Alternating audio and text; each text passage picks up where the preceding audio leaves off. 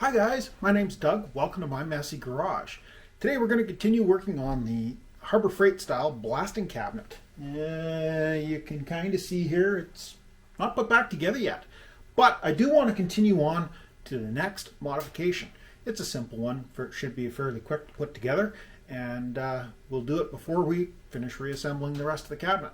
So what we have here is a Cyclonic dust separator. Air comes in, swirls around, and then gets sucked back up the top, deposits all the garbage out the bottom, and it's designed to mount to the top of a 5-gallon pail. And since my Harbor Freight style blast cabinet isn't actually from Harbor Freight, I figured we'd go with a Harbor Freight 5-gallon pail. Hey, at least we'll have some Harbor Freight parts on this thing. Anyways, follow along. I'll show you how I get this thing all put together, and hopefully you find something useful. Thanks for watching. So what comes in the kit? We've got some fasteners here. I don't know if they're stainless or not. They kind of look like stainless. Some adapters, some hose clamps, some instructions that are pretty much useless, as you can guess by the amount of Chinese writing on the cover that they are in Chinglish, and they are in very, very poor Chinglish. But I think I can figure out how this all works, so I'm not too worried about not having instructions. And of course, the 5-gallon pail that I picked up at Harbor Freight. First thing we need to do, we need to punch a hole in there. So let me go and look through my selection of bimetal hole saws and see if I can find one that fits nicely over this and leaves enough edge distance for the holes so that we can screw this down to the lid. I'll bring you back when I got all that sorted out. Okay, so what I found looks like it's going to work pretty well is a 76 millimeter, or I believe that is 3-inch. The sides are a little chewed up where they mark the size in inches, but I believe that is 3-inch. That seems to fit pretty well perfectly over the tip of the Cyclonic filter. I'm using a cordless drill with the bimetal hole saw. It's got a clutch, and I've set it kind of so that if something grabs, it doesn't break my wrist.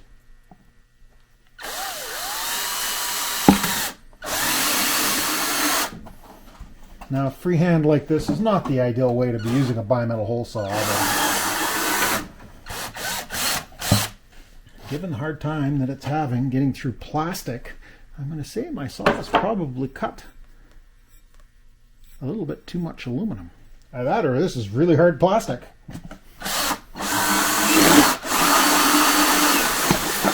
There we go. So I've showed you this swivel deburring tool before, and this is a perfect use for it.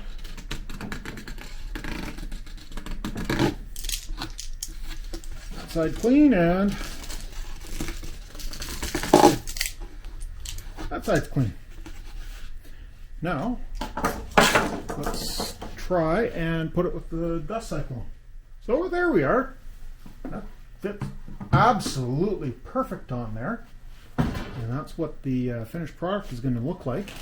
Let's get some screws installed, and I'll figure out what fittings I have to use to get my shop vac to, well, it's not a shop vac, but my shop vacuum to connect up to the cyclone, and we'll see if we can get it to suck some stuff through. So according to the directions and my approximate eyeball, those look like to be, give or take M5. Take the Sharpie marker, go down through the hole.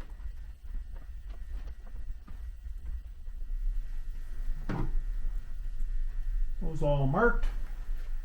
Not perfect because of the angle that I had to come in at, but I think we can make them work.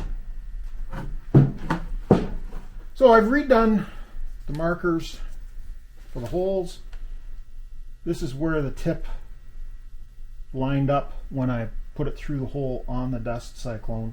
I just moved the whole outboard a little bit, and I've since held that up, and all the holes line up really nice. So let me punch these holes through. There we go.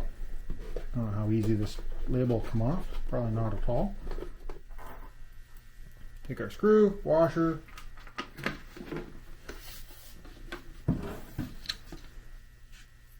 put it through, flange nut on there. Now get the other holes lined up. This is just going to be a trial fit. Once I know that everything lines up and will work properly, I think I'm going to put some of that goo that I'm using to assemble the sandblasting cabinet on here.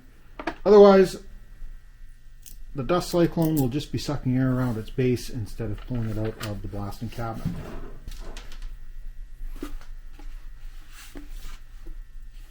There we go. There we go. Basically, it's assembled. My idea, of course, was to have the label on this line up with the Harbor Freight logo, and that works. Now I need to dig up my vacuum and see how we're going to connect that up. I'll bring you back when I got the hoses pulled out from under the counter here so we can try it out. Okay, let's do a little test. What I've got here is an old Milwaukee industrial shop vac. I'll throw a quick picture of it up right here.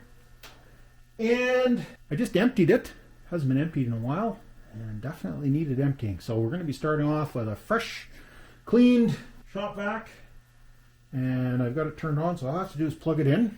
And I have a little can of some crap picked up off the floor, some grindings from another project. And we'll just kind of throw that in there, shut it down, and we'll see how much of it ends up in the bucket at the bottom as opposed to going all the way through and getting into the shop vac. Now, at the end of the day, if it ends up in the shop vac, this is a big thing, about a 30-gallon shop vac.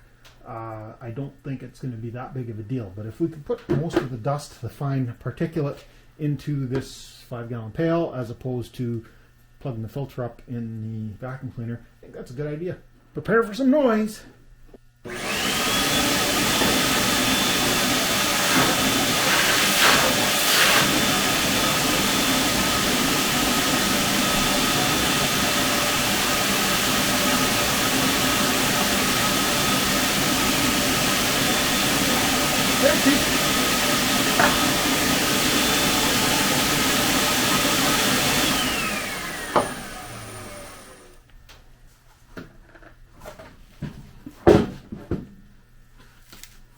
And as you can see, I would say almost all of it ended up in the pail as opposed to going through the vacuum cleaner.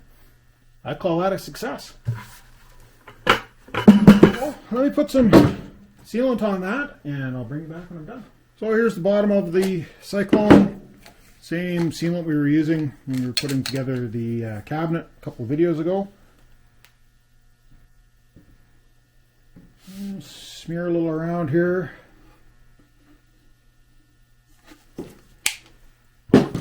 Flatten it out with my finger.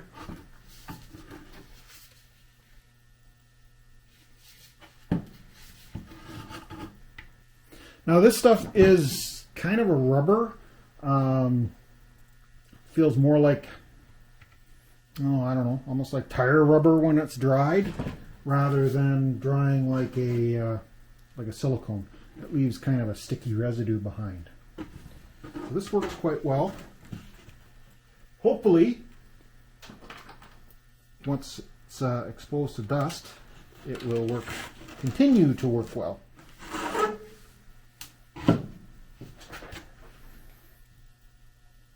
And hey, I'm even lucky enough to have the right size nut driver here.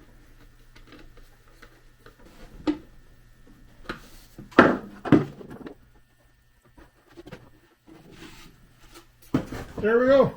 So we'll call that one a success. We'll let that glue dry.